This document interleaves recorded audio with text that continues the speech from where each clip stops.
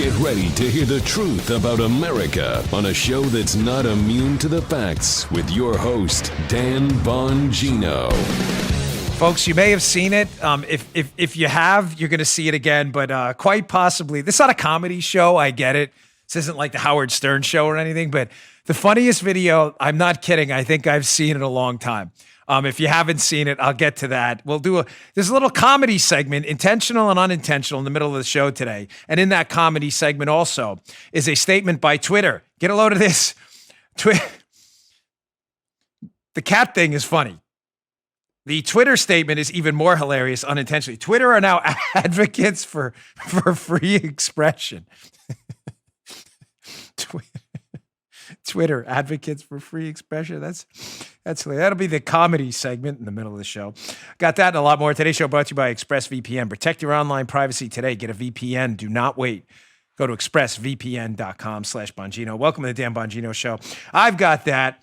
I've got some more Milton Friedman videos. You can never go wrong with that. I know, but at the audience feedback, people love them in regards to the Democrats' new plans to absolutely decimate and destroy the U.S. economy. Don't miss that and a lot more loaded show. As I said, today's show brought to you by Expressvpn. I've been talking about them on my show for months. Why are you waiting? Do you not have a VPN yet? Well, why not? Maybe you thought to yourself, hey, this is America. We have free speech and privacy laws. So you hesitated. Maybe you believe that the Congress wouldn't allow big tech to censor and spy on you, and so you didn't act.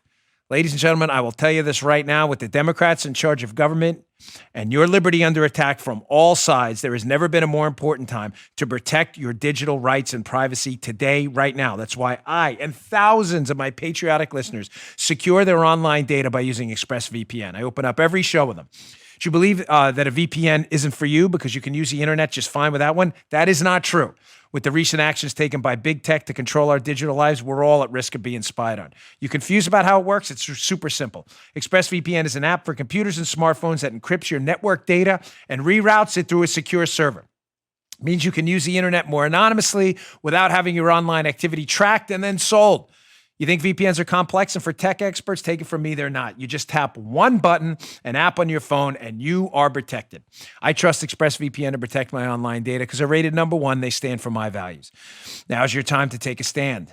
Take back your privacy today at expressvpn.com/Bongino. Again, that's expressvpn.com/Bongino. Get an extra 3 months free. Visit expressvpn.com/Bongino right now. All right, producer Joe, let's go. All right, video. Excited today. Video number one.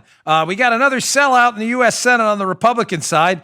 Louisiana alleged Republican Senator Bill Cassidy opening his big yapper after day one of this ridiculous impeachment farce that really nobody cares about at all. You would think, by the way, this would be the #1 story everywhere, all over the news, right? What have there been? 4 impeachments in U.S. history? We've had two in the last chronological year, 365 days. We had 2 of them. Nobody cares about this impeachment. It is the biggest farce ever. It's hilarious in its stupidity, trying to impeach in a trial a president that's no longer president. But Bill Cassidy, alleged Republican senator from Louisiana, Joe, after just, a couple hours of opening statements, granted, that weren't particularly great by one of Donald Trump's lawyers, but I think David Schoen did another one of Trump's lawyers. I thought he did an excellent job. Bruce Castor did all right. It wasn't great. So Bill Cassidy decides he's an impartial juror as a senator. You know, the senators are going to obviously judge the Senate trial. So, Joe, he's an impartial juror, Bill Cassidy, which is weird because impartial jurors usually wait till the trial is over before they open their big flapping mouths to the media and start bad-mouthing people in their own party who are fighting the free speech fight of their lives. That's what I would do, but I'm not Bill Cassidy. He's a senator. He's smarter than this idiot Armacost and this dope Bongino. He knows more than us do. So Bill Cassidy ran right out in front of the cameras to virtue signal everyone and tell them what an impartial juror he is, despite the fact that he's opening his mouth, showing his impartiality after just day one of hearings. Check out this spineless coward, Bill Cassidy. I said I'd be an impartial juror. Anyone listening to those arguments, the House managers were focused, they were organized, they relied upon both precedent, the Constitution, and legal scholars. They made a compelling argument. President Trump's team were disorganized. They did everything they could but to talk about the question at hand. And when they talked about it, they kind of glided over it, almost as if they were embarrassed of their arguments. Now, if I'm an impartial juror, and one side's doing a great job, and the other side's doing a terrible job on the issue at hand, as an impartial juror, I'm going to vote for the side that did the good job. What a sleazeball this guy is, huh? Look at this cat. That'll make sense in a few minutes. Everybody's laughing because they know where I'm going. If you saw the cat video, you know what I'm talking about. What a sellout. Joe, you know that line we use often in the show? Remember that movie G.I. Jane, one of the worst movies in the history of humankind, but I can't stop watching it. It's like that Sylvester Stallone arm wrestling movie, Over the Top. It's terrible. It's so terrible. It's great. So I've watched G.I. Jane. I've seen it probably 50 or 60 times. It's always on like TNT or whatever. And there's a line in the movie. So Bill Cassidy, Spineless Bill, Jellyfish Bill, wants to make a statement about how he's an impartial juror and gives a statement about how he's not an impartial juror. How he's already out there he hasn't even seen the end of the trial, and he's already throwing on. And it reminds me of that statement in G.I. Jane when she runs into the SEAL base, the CO, his office, the commanding officer of the Navy SEAL base she's trying out for, the Demi Moore character. And she's like, I'm not trying to make a statement here. And he's like, he gets up. Are you in here barking at me? People who don't want to make statements don't make statements about not making statements. So my recommendation to Bill, and I'm going to move on because this impeachment thing is stupid. There's nothing to cover. It's dumb. They're impeaching a president who's not the president to try to remove him from office, despite the fact that he's not in office. I'm gonna waste maybe a minute of the show on this every day. We're moving on. But people who want to make statements about not being impartial, don't make statements that are not impartial. Just shut up. That's my suggestion to Spineless Bill. Your soup cooler? Zip it. Maybe hear it out first before you jump to conclusions. Nice to know we got such strong GOP senators, right, Joe? Such loyalists on our side, so eager to throw the president on the bus. All right, moving on to more substantial stuff rather than this ridiculous impeachment farce. So this is one of those tough blocks because I like to give you an overriding narrative and kind of dictate how we're going to go forward here in this segment of the show. And the only thing I could really think of here, because this is important given this already disastrous Biden presidency, is if you are still one of the suckers out there on the left, or even a weak-kneed Republican, or, kind of a middle-of-the-road Democrat, and you still believe the hoax that the Democrats are in it for the little guy and they are not the party of the elite and connected. I covered this last week when I was in Houston doing the road shows. Then you are insane. I'm very sorry. I don't mean to insult you, but if you're really buying the scam that Democrats, we're in it for the little guy. We're a champion of people who cannot be heard. That is such garbage, belied by the facts, that I'm really sorry you're immune to common sense. So I've got 3-4 stories I want to motor through and some video of Milton Friedman entirely annihilating these stupid arguments at the end. So story number 1, again, keep this in the context of how Democrats are not in this for the little guy. It's all a marketing scheme. It's the pet rock all over again. Look at this. You all need a pet rock. Why? I can get a rock from my garden. You need our pet rock. It's a special pet rock. Huh? Remember all the people who fell for that scam, Joe? The pet rock. Yep. People loved it. I'm gonna buy a pet rock. Here's story number 1. Democrats, we're in it for the little guy. We're taking care of these struggling college students. You are? Really? Because the data doesn't support that assertion at all. Wall Street Journal article today. The great student loan scam. Democrats lobby Biden to write off debt for affluent borrowers. Affluent borrowers? I thought the Democrats were the party of the little guy. Ha! You fell for that? What a dope. Screenshot from the piece. So who is this student loan forgiveness proposal? Who is this really going to benefit? Well, let's go to the numbers. Joe, they're the party of science, the Democrats. So let's go to the science of actual numbers and arithmetic and things like data and see who this student loan forgiveness, air quotes, is actually going to benefit.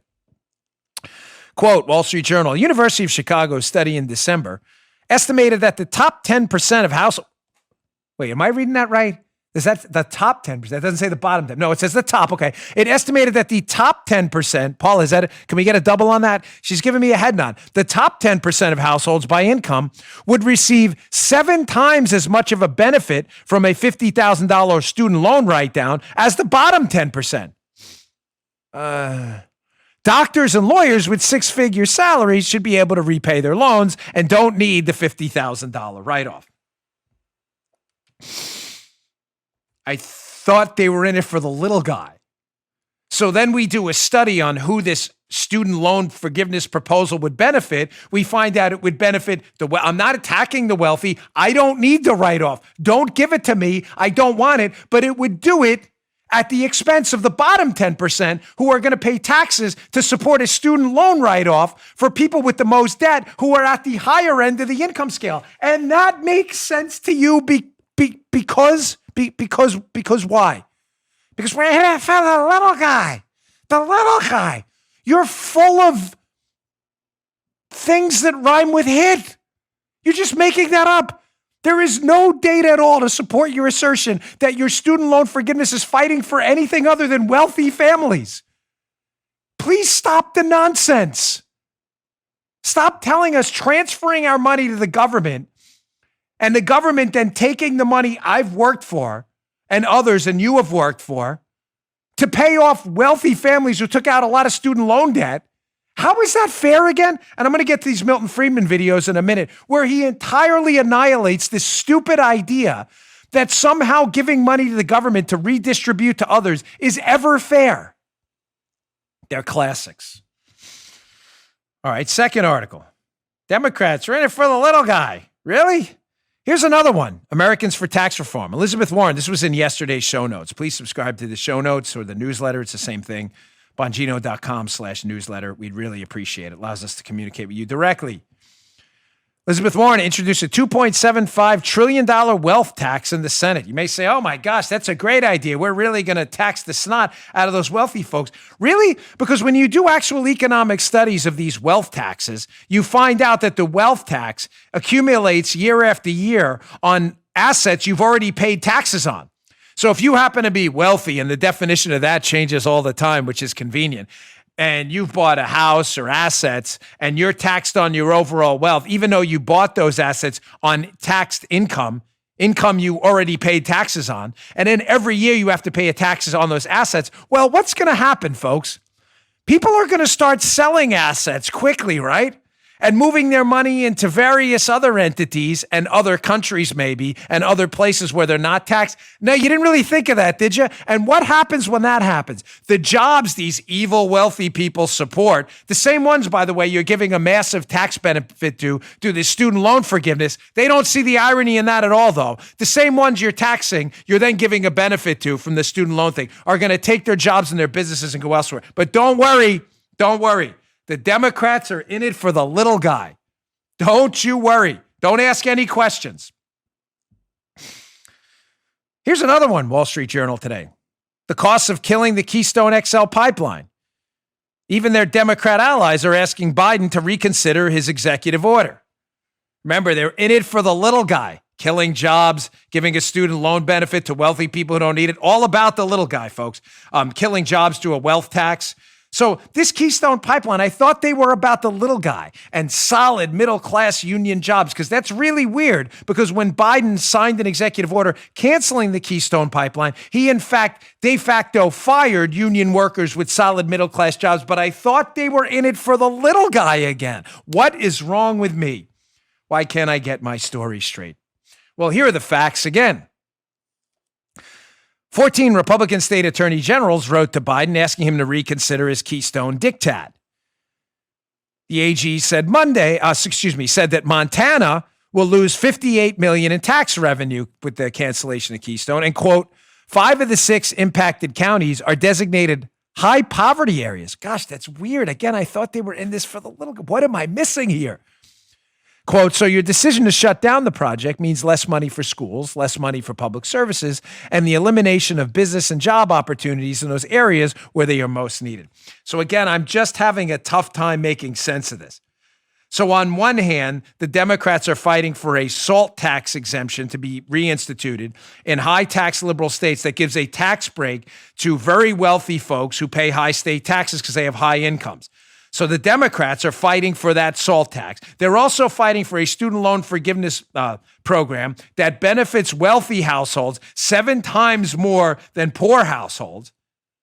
So they want to fight for tax breaks for the rich, the SALT exemption and a student loan plan that helps them, while simultaneously taxing the rich to pay for the rich's own tax benefits, do a wealth tax, and canceling middle-class jobs that pay into a tax pool in Montana that benefit the poor. But don't worry. The Democrats said they're in it for the little guy.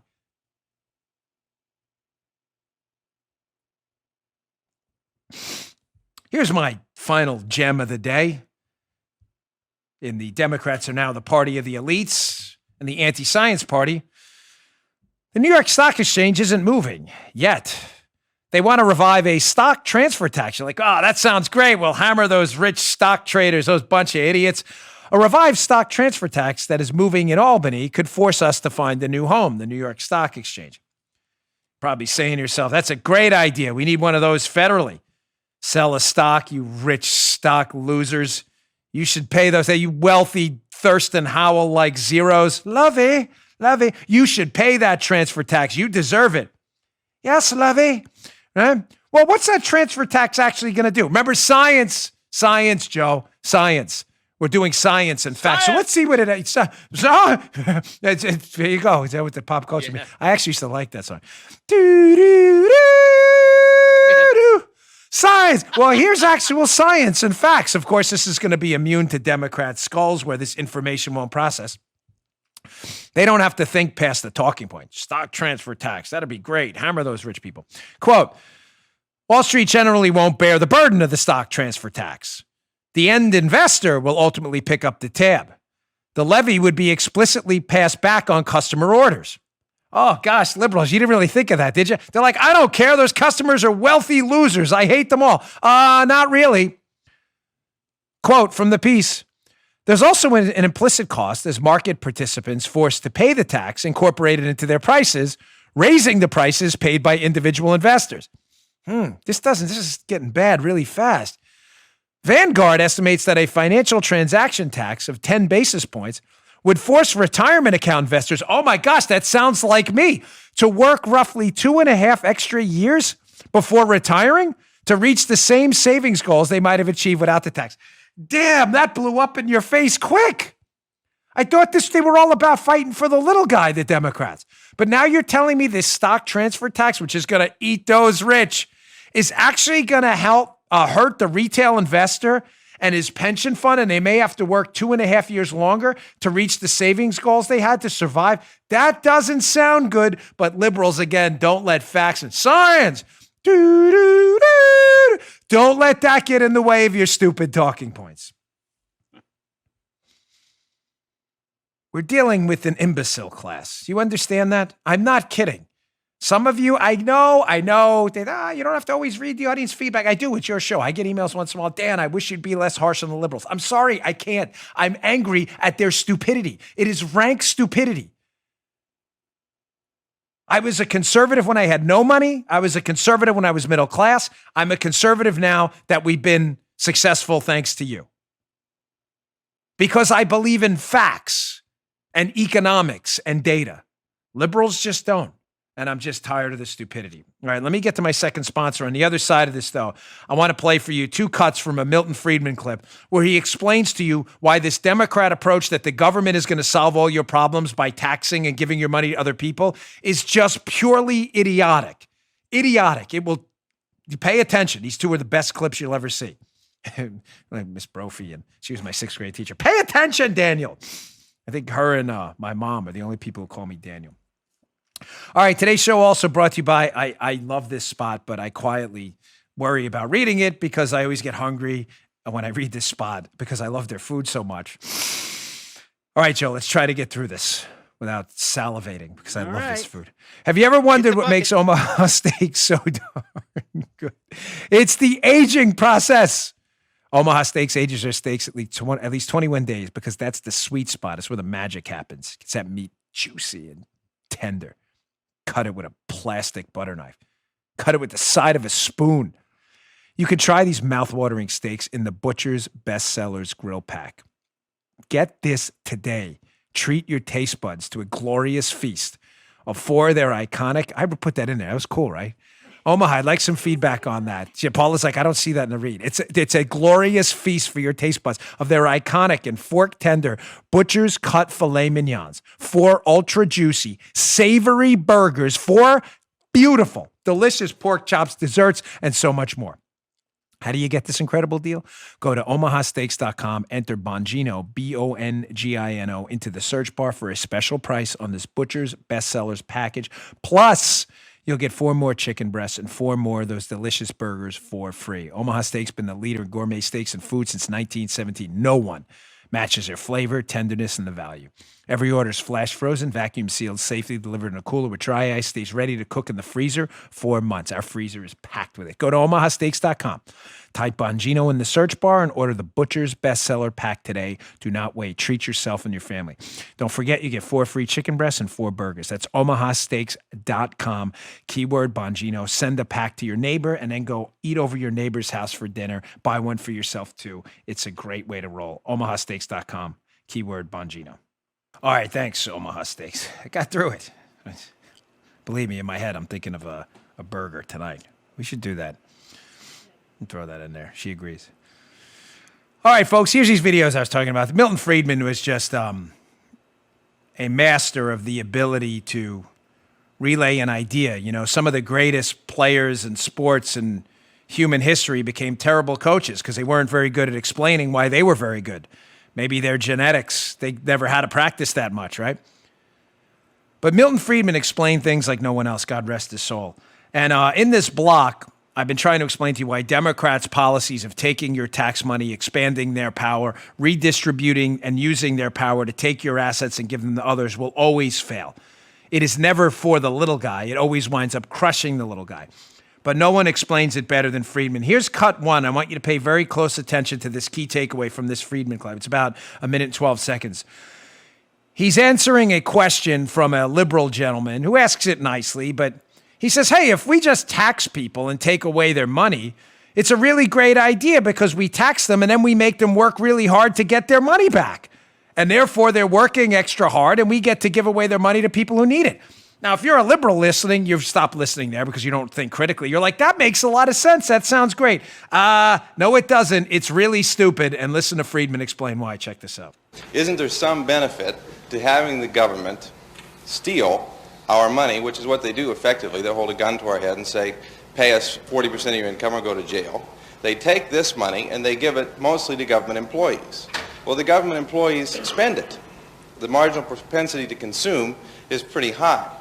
So the people who were robbed have to do something creative to get the money back. And isn't this creative activity the real wealth? Well, I take it that they would have to be still more creative if 98% were being spent by the government. No, the third part of your thing is just pure fallacy from beginning to end. Because if those people who are now government employees were employed in creative activity and productive activity, they would also be spending their money. And we'd have a greater total around. All you're doing, and let's suppose for a moment, take the extreme case, that 40% is being used just to have people sit around. The fact that they spend their money doesn't alter the situation. The only product there is what the 60% produce. And that 60% is divided among the 100%. Poor guy. Don't ever ask Milton Friedman a question you don't know the answer to, because these videos are everywhere on video formats out there and you can see them. And Friedman never, ever loses a debate. And the reason he never loses a debate is because, again, liberals never process facts and data. They don't. They believe in talking points. This guy, very gentlemanly question, asked in a respectful way, but he gets owned by Friedman because he doesn't know anything. That made actual sense to him, Joe, that if we tax people and take 40% of their income, it incentivizes them to work more because they have to work extra hard to get the 40% back. Meanwhile, sane people like me and Joe actually work for a living, unlike that guy. He may have. I don't even know if he's still alive, whatever. I don't know his name. Say to ourselves, well, that doesn't exactly make sense. If the harder we work, the less money we make because the government takes more. The incentive is to do the opposite, is to work less to make less money so we don't have to pay as much taxes and can actually keep relatively the same amount of money, because if we worked less, we'd move into a lesser tax bracket. That's the sane person approach. Friedman makes another point as well, that taxing a group of productive citizens to pay others not to work means less production of the stuff that makes us wealthy. So taxing people excessive confiscatory amounts tautologically doesn't make us better off because we'd produce less stuff. Ladies and gentlemen, what makes us wealthy is not talking points. What makes us wealthy as a country is stuff. As terrible as it sounds to say, it is true. We are wealthy because we produce cars and homes and medical services, legal services, digital services. We produce tech products. We produce stuff. That's why we're wealthy. The difference between us and third world countries is they don't have stuff we have. So taxing people who make stuff to get them to make less stuff, to give the money to people who don't make stuff, is a recipe for poverty. Think it through, man. Taxing middle class and poor people, taking their money to give to the sons and daughters of doctors and lawyers to pay off their kids' student loan bills when they can pay it off themselves is insane. Here's the second part of this clip. It's about another minute or so. There's a line I use in the show often about the great fallacy of government spending, where people think, oh, it's not that bad. You know, government spending is great because they think, don't worry, they're just spending my neighbor's money. Well, it's interesting because the neighbor thinks the same thing about you. This is where that came from. You've heard it on my show often. Check this out. If those 40% are also producing goods, then there are more goods to go around among everybody. You are just involved in a fallacy of looking at dollars, which is important sometimes, instead of looking at the real product, the goods and services that people produce and people consume. Spending isn't good. What's good is producing. What we want to have is more goods and services. And as I say, the obvious indication that that's clear is that if your logic were right, it would apply it for 50%, 60%, 70, 90, 98, 100%. And obviously you would see that that would be a bunch of nonsense at that stage. It is desirable to have some money spent by government for those things, those services that we believe we can get more usefully and more effectively through government. If people are getting their money's worth, fine. That's why it's very desirable to have governmental expenditures take place at as local a level as possible. Because you, as a citizen of a small community, can judge whether you're getting your money's worth. You can decide that you want to spend it. But when it comes to the federal government, you tend to think that you're spending somebody else's money. And you are in a way. But he's spending yours. The man's a genius. What else? The man is a genius. A real life lived in our time, well, some of our time, lived in my genius. Genius. There is simply, maybe outside of Thomas Sowell, who is probably either, I don't know, tied or a close second, there's probably no one in our time in this generation who did a better job explaining common sense economics than Milton Friedman. Of course, that's the attitude of liberals. Don't worry, student loan stuff, pay off. Yeah, that sounds great. Let's fight for the students. Don't worry, it's not my money, it's the neighbor's money. The neighbor's saying the same thing about you. Genius. Genius. All right, moving on. This is the the comedy block of the show, Block C in TV lingo. Now, let's first start with they're both kind of unintentional comedy. This video I'm going to show you is classic. You probably, if you've seen it already, forgive me. I really wanted to be the first to put this, because my podcast usually launches first before the big guys, Ben and the other ones. I really want to be the first to put this video we're going to play in a minute up, but Tucker beat me last night. I was really miffed about it. But first, from the unintentional comedy portion, here's Twitter. Twitter, apparently the government of India has demanded they block certain Twitter accounts. Twitter's saying, we're really pissed about that. And here's what they tweeted out. This is not a joke. This is an actual tweet by their @Twitter safety account. This is not an attempted humor. This is a real tweet by Twitter. However, we've not taken any action, talking about the demand to block Indian accounts, on accounts that consist of news media entities, journalists, activists, and politicians. We will continue to advocate for the right of free express. Oh my gosh, this is really hard to believe. We will continue to advocate for the right of free expression on behalf of people we serve and are exploring options under Indian law. Folks, I mean, this really, how do you describe this other than shameless? Isn't there a show on HBO? Is that an HBO show or Shameless, or is that Showtime or whatever? How do you describe this? Are they even reading their own tweets? So on the same day, literally this morning, they announced that they are banning Trump forever. Trump is banned forever from Twitter. He will never be allowed back on, even if he runs for office. They announced that this morning. They dramatically missed some of their estimates, Twitter, for DAUs, daily active users, which I've been telling you is the key metric. Forget about accounts. It's daily active users. They get none of it. Without an ounce of irony, after banning President Trump, conservatives, libertarians, and liberty lovers all over the world, Twitter actually sends out a tweet suggesting they are, quote, advocates for free expression. That's hilarious. And candidly, folks, I don't know why to this day you still tweet there. I don't. I'm sorry. I mean, everybody should go on a 1 month Twitter hiatus. They don't have to close your account. You may want to go there. I go there sometimes. That's how I got that. And I read some news. But while you're providing to them your valuable thoughts and free content, a site that really, really hates your guts, I don't understand. I don't get it. Here's some more unintentional comedy up with Twitter really, you talk about a faceplant, sending out a tweet saying they're advocates for free expression. You're probably all laughing at that one. Have you seen this?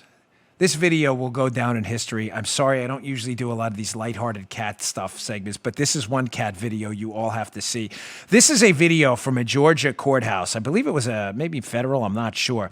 But you're going to hear a judge talking about the beginning, and they're doing a Zoom hearing, a hearing over Zoom, the electronic teleconferencing platform. And there's two lawyers there. And you'll see if you're watching on Rumble. If you're not watching this on Rumble, please, the video is 1,000 times better than the audio. You're missing everything. Go to rumble.com/Bongino. One of the lawyers in the hearing, it opens up with the judge. He goes on to the Zoom, and I guess he was using his assistant's computer, who must have been Zoom chatting with someone else and had a cat filter up. This is real. Watch the hilarity that ensues here. This is just as funny as Twitter's tweet about being advocates for free expression. Check this out. Mr. Ponton, I believe you have a filter turned on in the video settings. You might want to take a look. Can you hear me, Judge? I can hear you. I think it's a filter. It is, and I don't know how to remove it. I've got my assistant here. She's trying to, but I'm prepared to go forward with it. I'm here live. I'm not a cat. I can see that. The greatest line ever in the history of America's Funniest Home Videos, although I'm dating myself when we used to use camcorders, right?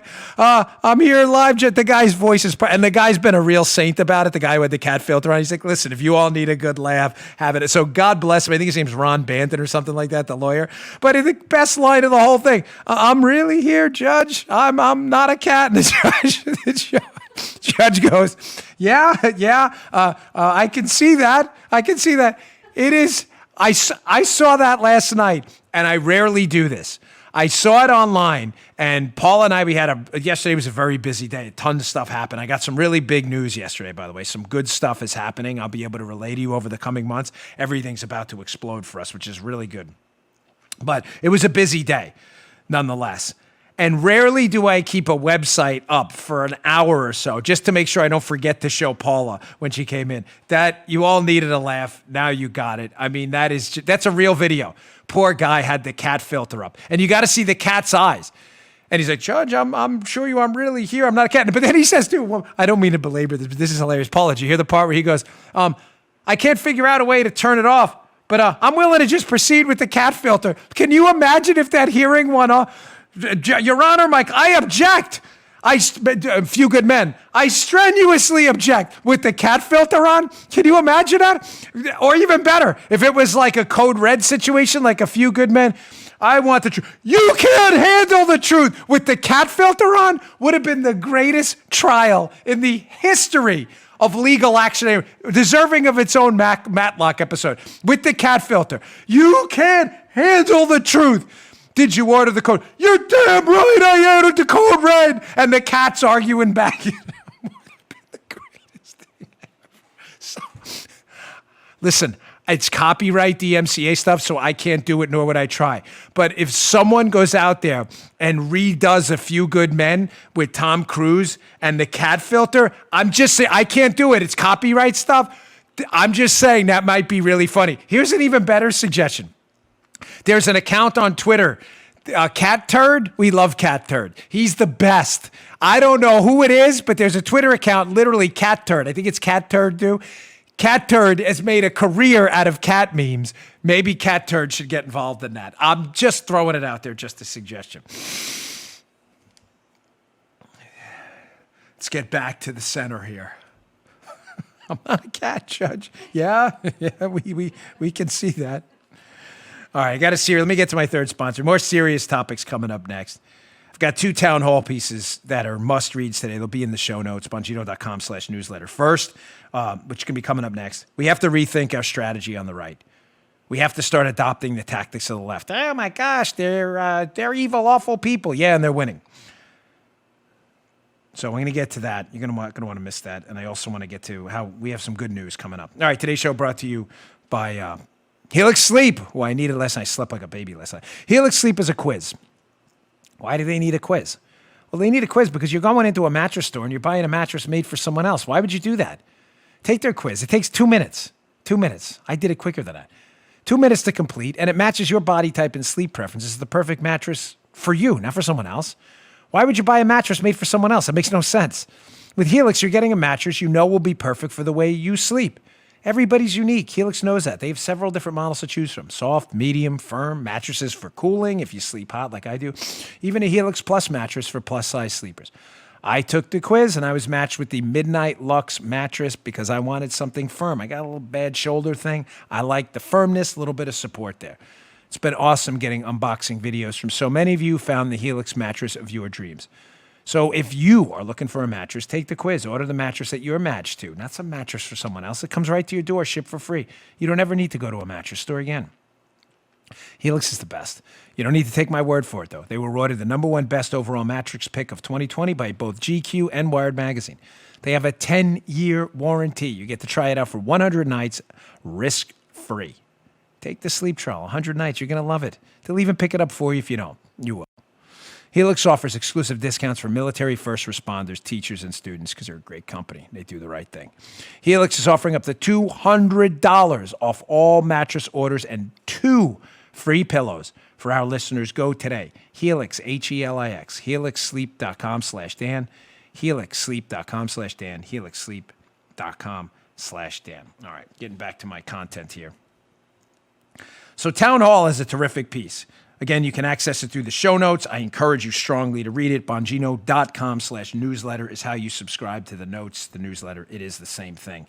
Please subscribe. It allows us to bypass the tech tyrants and speak directly to you until they shut down email, which will probably be next.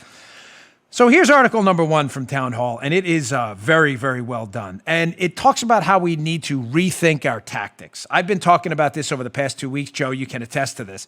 How the left has adopted Saul Alinsky's rules of organizing and winning, and conservatives are always hesitant to do it because they feel like, oh my gosh, if we just talk about bigger, higher order principles and ideology and facts and data all the time, we'll win. That's important. I just did it with the Milton Friedman segment on how government taxation doesn't work and actually hurts the little guy. We just did that. And it is important for us to know more than the left, because it allows them, and I'll cover this in the second Town Hall piece, to get them out of their comfort zone. I'll explain what that means in a minute. It is important to be smarter than them. Ignorance is not bliss. But it's also important to realize that talking constantly about marginal tax rates, student loan tax redistribution schemes and other stuff, knowing about that is not enough.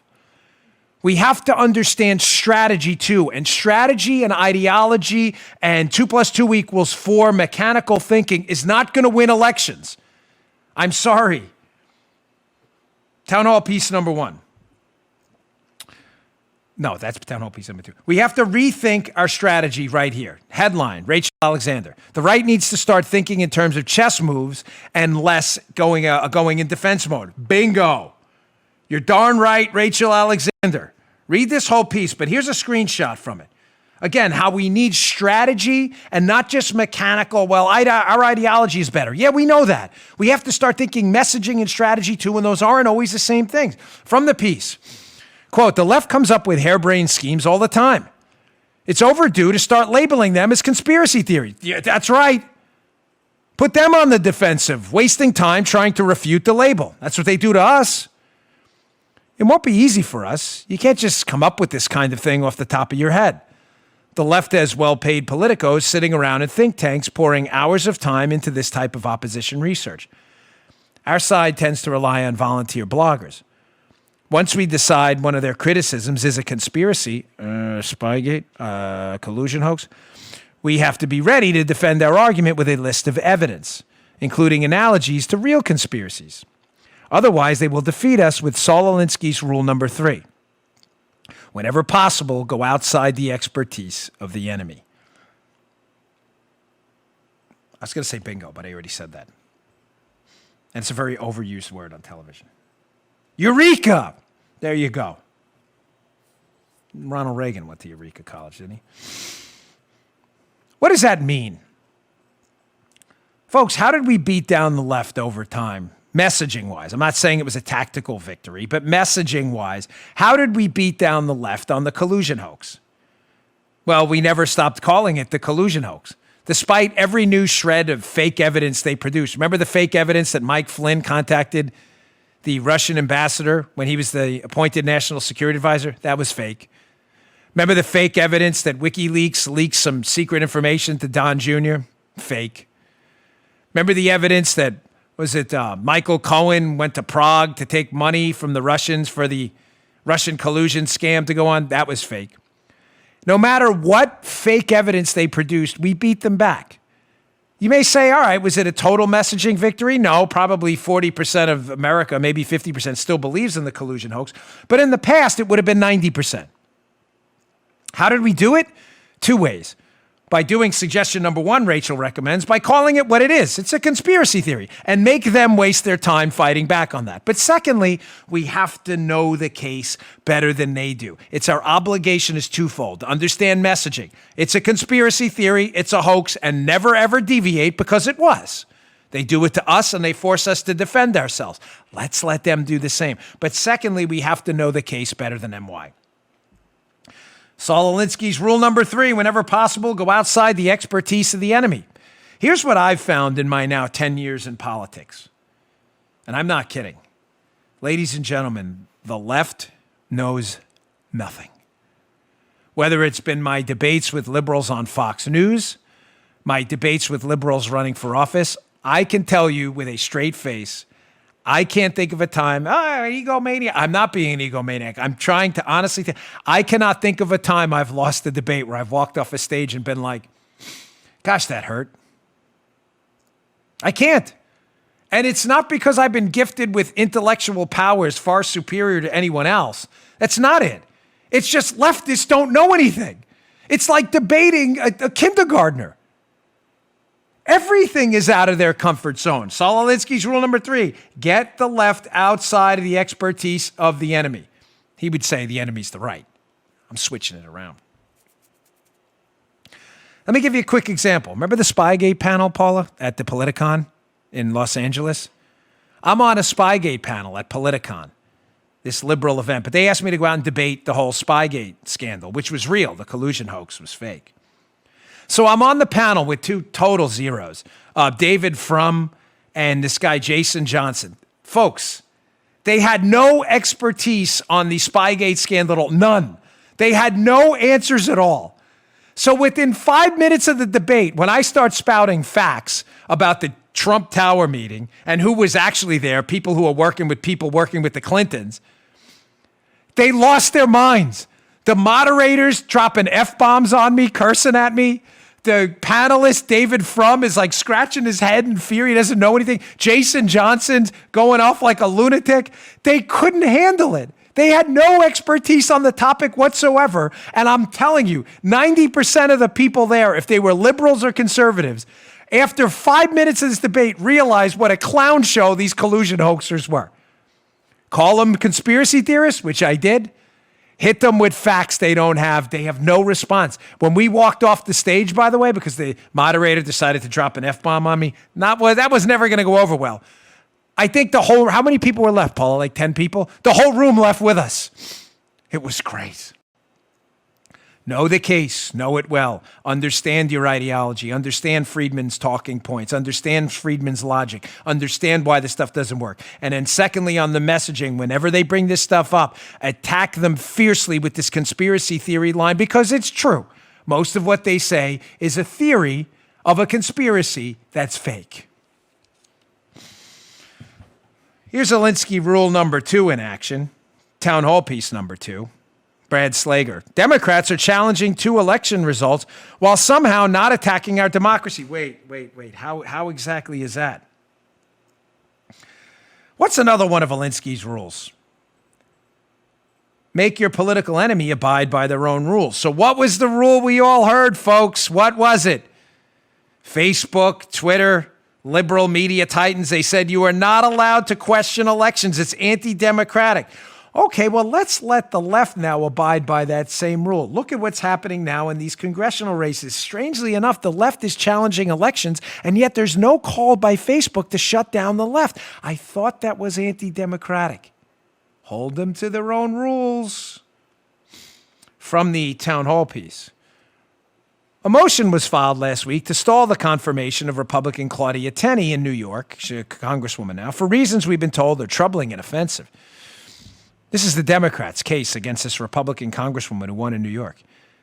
In this case, there's a reason to believe that voting tabulations machines, hundreds, if not thousands of valid votes and undervotes, and that these tabulation machine errors disproportionately affected Brandisi, the Democrat. What? In a filing made by Mark Elias, Democrat lawyer guy. Amazingly, the town hall piece goes on, there were no blaring headlines and columns, and inches of it dedicated to this treasonous behavior. On Friday, after 3 months of counting, recounting, and suits being filed, the courts ruled in favor of the Republican Tenney.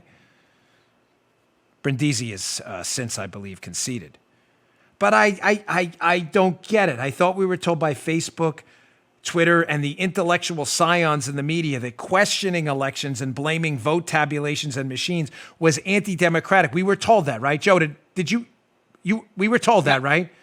Joe, here's what's funny. Me and Joe were allegedly going to be fired from a company we don't even work for. We only work with. If we dared mention the election, remember that hilarious story that we just love bringing up because it's so humorous. Joe and I laugh about it all the time. It's really weird. Now you have a Democrat lawyer, Mark Elias, blaming voting machines for the loss of a Democrat congressman, and yet Facebook isn't banning it.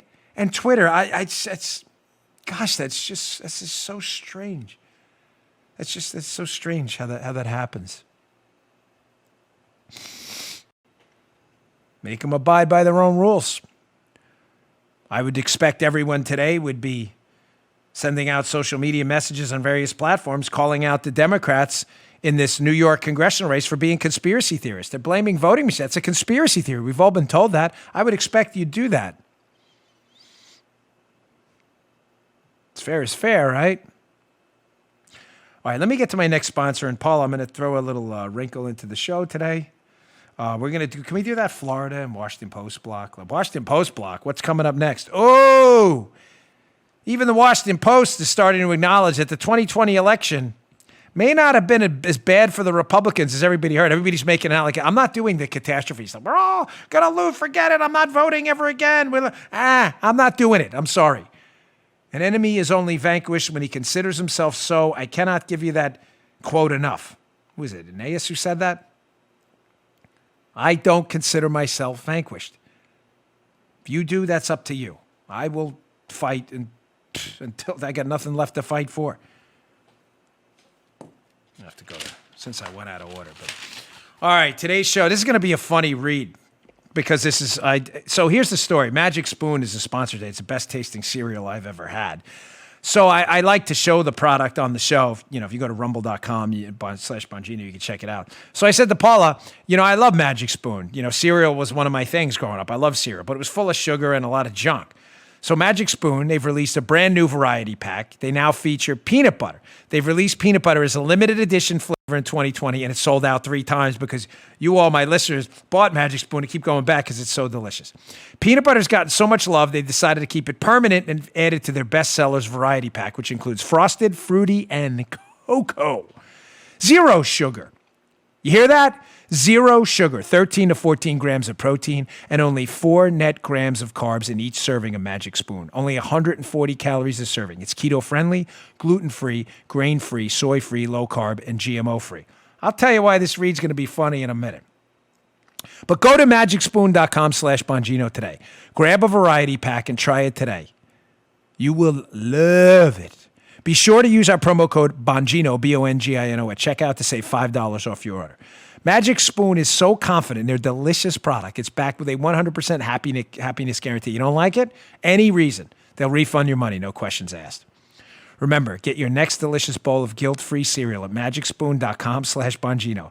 Use the code Bongino to save $5 off. Thanks, Magic Spoon, for sponsoring the episode. Again, go to magicspoon.com/Bongino. Here's the funny part of this. So I like to show the product. Hold on. So I go down. I got to get out of my mic. I have a bad habit of doing that. I go down to get a box. So Paula's like, no, there's no more left. The kids ate it all because Magic Spoon sends us some and we eat it right away. I mean, we literally just got this. So I go, no, there's a box, which is good because I was going to have something. So I grab this. This is peaches and cream. I love my daughters, but they love putting empty boxes. Not a joke. I did not, but the box is empty. But it's sitting in my closet because my daughter Isabel, who I love to death, always puts empty boxes back. So it's a trick. You're hungry. You're like, yes, peaches and cream Magic Spoon. None left. You may say, all right, Dan, no big deal, 1 box. No, here's the other one. Here's strawberry. This is not a joke. Here, I didn't tell Paul about it. Here's strawberry. That's empty too. 2. No, there's another one. Not a joke. Here's another box of strawberry. Look at this box. Empty too. I mean, there's like 4 O's in here. Thank you, Magic Spoon. Can you send us some more, please? Because now I'm hungry. Not a joke. That really happened. So what Paula said was accurate. There is no more Magic Spoon left. But what she was inaccurate about is there were definitely boxes. There's just none in there. Throwing me a curveball as I open my closet to eat. All right, let's go to this Florida story from the Hill because I want to leave you with some good news. There is good news, folks. I know it's really dour, down times. Really, I get it. You know, between the disastrous Joe Biden presidency and some of the abominations legislatively coming out of this White House and the Democrat-run House and Senate now, you're like, I'm giving up for a while. Some of you, please don't. Let me give you 2 good stories. First, the Hill. This will be up in the show notes again. I encourage you to read it. Florida Democrats mired in division and debt ahead of 2022. Ladies and gentlemen, this story is important because it's not just about Democrats in Florida. It's about a national strategy to move back, dust off. We lost in 2020. We lost. Joe Biden is now sadly sitting in the White House. It stinks. But it's time to dust off and get up and think about 2022 and 2024. I know a lot of you don't want to hear it, but I got to talk about it anyway because it's the right thing to do, not the easy thing to do. What's happening in Florida right now is exactly what we did in the Obama years after 2 disastrous losses to Barack Obama, to not only build back the party, but to get us to Donald Trump in 2016. We did it at the state level, and that's happening right now in Florida, where the GOP is wrecking the Democrats on the ground. 2 things here about this story, and you can read them for yourselves. There's 2 takeaways. This story about the Democrat Party collapsing in Florida is a roadmap. Any rebuilding efforts of our party that you think are national have to start local and in the state. They have to. Because you can only vote in your state. There's very little you can do nationally outside of sending money to politicians you like on the national level running for the presidency. You have to start locally. These state rebuilding efforts, there are two takeaways. The GOP is doing a very good job here in Florida. Number one, rebuilding in the state. It allows us to elect majorities of Republicans in those states who then can go do things like change election laws so we have free and fair elections, like forcing actual voters to show an ID to vote, a common sense thing. You have to show ID to buy Allegra in a drugstore. We can change election laws for the better, change tax laws in the state to grow economies locally, change immigration laws within the state. We can change the composition of state courts in some of those elections to get conservatives on the court who actually believe in the Constitution. This all starts locally where your vote matters more. Remember what Friedman said in the beginning of the show in that segment. The reason local taxation and local rule matters is because if you're taxed locally, you can see if the money's being spent efficiently. You don't know what happens to it when it goes to D.C. Act locally right now. My elbows don't bend. Dust off. We need to get back up and start thinking, what do we do with our county councilman, our local mayor, our state representatives, our state senators, our congressmen, congresswomen, senators at the state level, governors? How do we start that now? So takeaway number one, any national change is going to happen at the state level. How do I know that? Because we did it in the Obama years. We built intrastate momentum in the Obama years. The only thing Obama was ever good for was Obama. He got reelected twice, and at the state level, there was a near wipeout of the Democrats' base. We took over mayorships, county council seats, city council seats, governors. We had 3 Republican governors in Illinois, Massachusetts, and Maryland in the Obama years. We wiped them out. It starts local where your vote matters more. Your city council race, your vote is far more effective by simple math than your race for the presidency. It's time to start there. We already did it during the Obama years, and it gave us a strong base to get to the Trump 2016 election. The Florida story about the Democrats is not just about Florida. It needs to happen in Texas. We need to start rebuilding the GOP in Colorado, get New Mexico back to a swing state. That's where it happens. So some good news. Here's some more good news. Rarely do I put a piece by the Washington Post up in the show notes, but this is worth your time.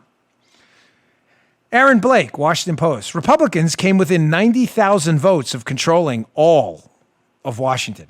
Republicans. Did he get that title wrong? No, he didn't. Democrats are finally starting to acknowledge after licking their chops and celebrating their defeat of Donald Trump. I say that with air quotes. Look at us licking our chops. You dopey Republicans, we kicked your cabooses all over the place. Now some Democrats in the media are starting to realize that this victory may have been Pyrrhic. It may not have been the victory you thought it was. Well, let's go into some numbers, right? This is from the Washington Post, not Bongino.com, by the way. Quote, Aaron Blake. While Biden won the popular vote by more than 4 points in the Electoral College 306 to 232, the result was much closer to flipping than most would suggest. Biden won the 3 decisive states, Arizona, Georgia, and Wisconsin, by 0.6 percentage points or less, which was similar to Trump's 2016 victory. Meaning, folks, if you flip fewer than 43,000 votes across those 3 states, the Electoral College would have been tied 269 to 269. In that case, Trump would have probably won the presidency, given that the race would have been decided by 1 vote for each House delegation, which is run by Republicans. Interesting. 43,000 votes. Democrats are licking their chops about how wonderful their decisive national mandate. National mandate? Certainly wasn't for the presidency. You got by with a sliver. Barely. Well, what about the House races? Surely they did a lot better in the House. It was a real wipeout there. Not so much. Republicans picked up a whole pocket full of seats. Here's from the Washington Post piece, where they start to acknowledge even that race wasn't that great for them, the race for the House of Representatives. The number of votes to flip the result, in other words, if it would have been a GOP House, was similar in the House of Representatives. Cook Political Report notes that in light of Claudia Tenney's win, that congresswoman we were just talking about in New York in the town hall piece, fewer than 32,000 votes could have flipped the 5 seats the Republicans would have needed to win the House majority too. Illinois 17th District, Iowa is 3rd, New Jersey 7th, Texas is 15th, and Virginia is 7th. So just to be clear, we were 43,000 votes in a country of 330 million people from winning the presidency, according to the Washington Post. Only 32,000 votes from taking back the House of Representatives. Now you see why I'm not ready to quit anything? And I'll give you one more. We were only 14,000 votes away from taking control of the Senate. Certainly doesn't sound like some national mandate and a wipeout to me, does it? I'm not giving up anything. Not even close. Liberals are obsessed with me and my show, and we get hit every day with all kinds of new nonsense. And you know what? We keep coming back. Every single time. It only feeds me further, man. But not with Magic Spoon, because we're out. So please send us some more and replace those empty boxes. All right, thanks for tuning in. I want to get to this segment tomorrow on the teachers' unions. It's important. They have totally overplayed their hands, and they are just right now licking their wounds. It is really bad. I'm going to get to that story tomorrow and a lot more. Couple of requests. Please subscribe to my video show at Rumble, rumble.com/Bongino. Are we at 1.5 million yet? No, we're not there yet. We're almost close. We're at 1.35 million subscribers. There it is on my phone. Rumble.com/Bongino, the Dan Bongino Show. It's free. It is of no cost to you. Free. You watch the video. Watch that cat video today. You're going to love it. And please make BonginoReport.com your new home for news in the morning.